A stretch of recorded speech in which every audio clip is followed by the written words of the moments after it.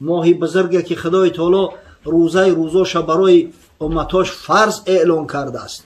این فریضه پروردگار و قیام شبهاش نفل اعلان کرده است. قیام شبهاش سنت پیامبر صلی الله علیه و سلم است.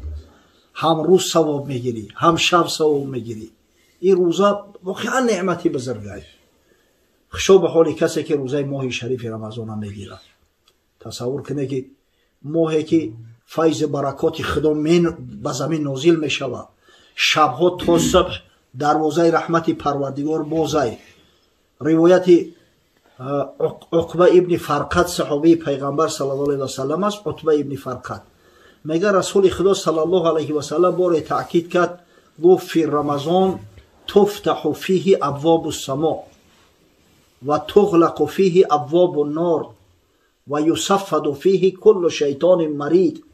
در ماه شریف رمضان درهای آسمان و درهای رحمت باز می شوند.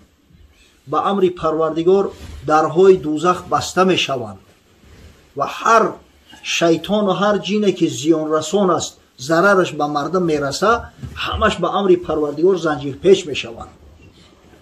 و ینادی منادی کل لیلتین، به امر پروردگار یک منادی هر شب تا دمیدن صبح صادق میگه اعلان میکرده است یا طالب الخیر هلم و یا طالب الشر امسک. ای طلب کننده کار خیر شتاب کن که این ماه گذران است. یک دو روز پس میگذره میروه دیگه پشیمانی فایده و سود نمیبخشه. و ای طالب کاری بد، ای قصد کننده کاری بد خطا نگه بدار، احتیاط که رود سیاه میشوه. همچنانه که اجر پاداش در این ماه مضاعف به صاحبش میرسه چندین برابر بیشتر و زیادتر. همچنین گناه هم در این ماه بسیار جنایتش سخته. برای هر کثافتی که گناه میکنه با شیطان دیگه سپیستش کرده نمیتونه. او خودش دیگه شیطان شدگی از حساب نفسی پلیدی خودش میکنه. ولی همتری سوالو میشوه که اخی دوملو میگه در حدیث های صحیح اومده است، از جمله حدیثی متفق علیه هست که حضرت صلی الله علیه و سلم بشارت داده است اذا جاء رمضان فتحت ابواب الجنه و غلقت ابواب النار و سلسله الشیاطین ای صفدت الشیاطین. وقتی ماه شریف رمضان میآید اوقات درهای جنت بازه، درهای دوزخ بسته، تمام شیطانا زنجیر پیچه. چرا اگر آدمو بعضیش با روزه را میخورن؟ چرا دست به فسادکاری میزنن؟ چرا حرامخوری میکنن؟ حق همدیگر را میربوین؟ چراها زیاده.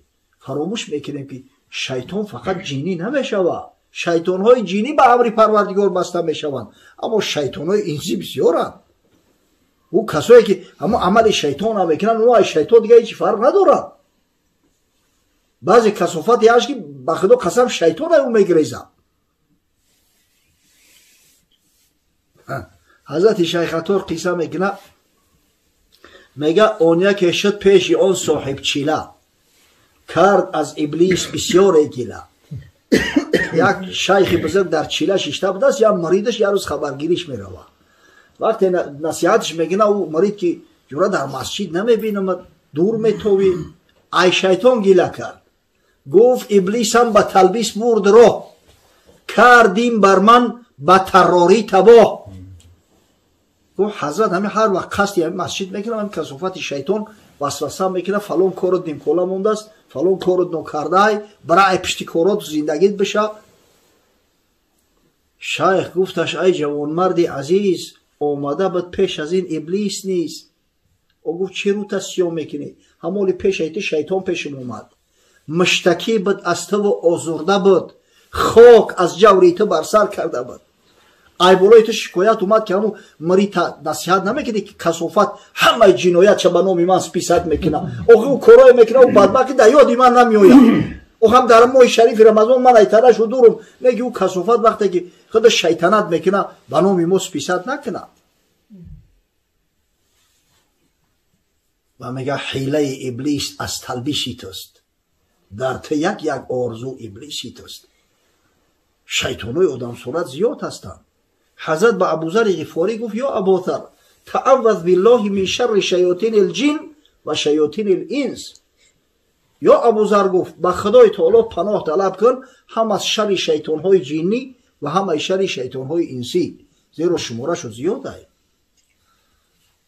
روزه ماه شریف رمضان مرتبه و منزلت داره که قسم به الله اگر تمام عمر فضیلت چه بگیم میگم که از 1000 یک حصهش گفته نمیتونه.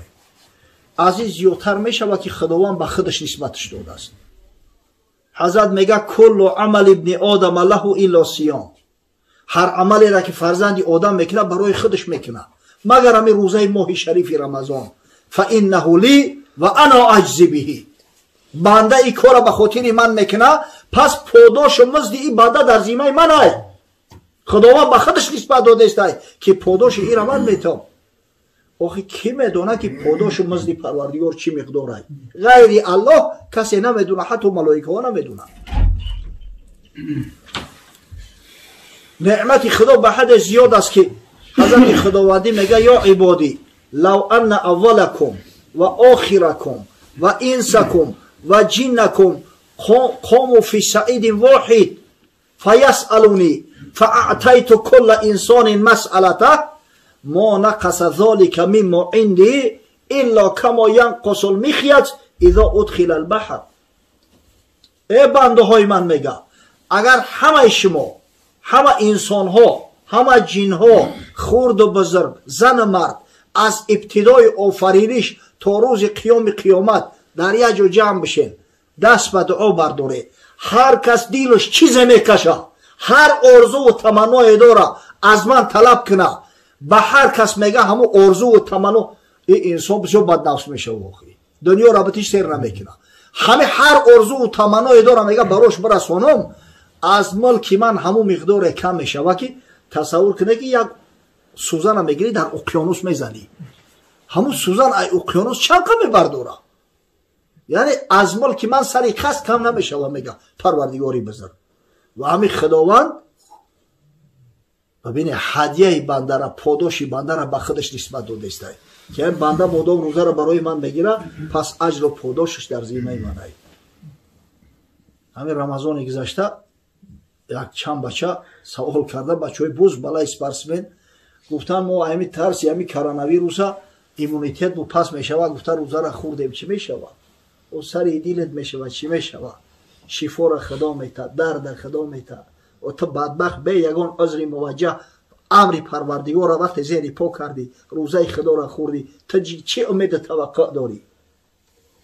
ببینید تا کدام درجه ایمانو دیگه ضعیف شده است. سبحان الله. و این ماهی هست که قیام شبهاش تطوع است، قیام شبهاش نعمت الله است. هیچ کاری خداوند به حکمت نمیشود. این را ببینید در حیات مشاید فقط در همین ماهای شریف رمضان قرائت فرضی قرآن برامون میسر شود. اصلا خواندن قرآن سنت است، اما در داخل قرآن، در داخل نماز قرآن تلاوت کردنش فرض است. تصور کنه که همین قرائت قرآن، ختم قرآن فرض بگذارونی، این چی برکت است، چی اجر و پاداش است. بیچاره قاری‌ها محنت کرده پیش میدروی نماز هم میخونن، ای کفای قاری استوده بروحت کلام الله گوش میکنی و بعضی‌ها متاسفانه میگرفتن ختم قرآن و جای میگفتن که علم تر کیف بخونن. ای مردم از خدا بترسه، نعمت خدا را پیشی پا نزنه که به خدا قسم وقتی که شکرانه نعمت خدا را نکردی عذاب خداوند سخت میشود. دیگه پشیمانی و دیگه سود نداره. با قدر این نعمت الله برسه، در کدام شب دیگه ختم قرآن است، کی این نعمت دیگه دسترس میکنه؟ الحمدلله رب العالمین.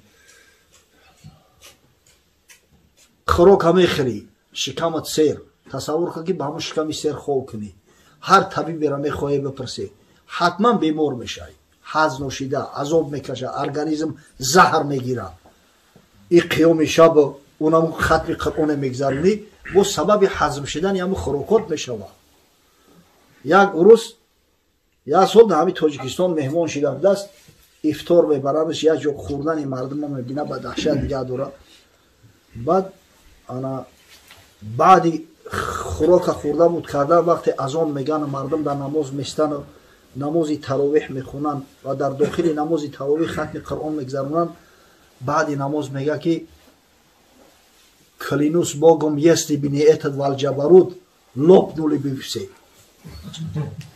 Қасам ба Аллоҳ мега, агар ҳами валҷабарут намешид, шумо омад мекафидед. ин қешмо мехӯре, ба ҳамин ҳолат агар хоб кунӣ, чӣ қадар зурат меояд. ҳикмати парвардигора бибин. мехӯрӣ ва ҳамон энергияу калорияе ки дар бадан сарф шудааст, дар роҳи Аллоҳ дар намоз сарфш мекунӣ. баъди ҳамон намоз дидаи чӣ қадар одам сабуки хуб мешавад. ин раҳмата айдаснатем бачаҳо.